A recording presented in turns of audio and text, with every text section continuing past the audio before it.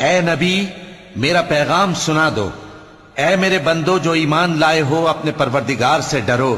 جن لوگوں نے اس دنیا میں نیکی کی ان کے لیے بھلائی ہے اور اللہ کی زمین کشادہ ہے۔ جو صبر کرنے والے ہیں ان کو بے حساب ثواب ملے گا۔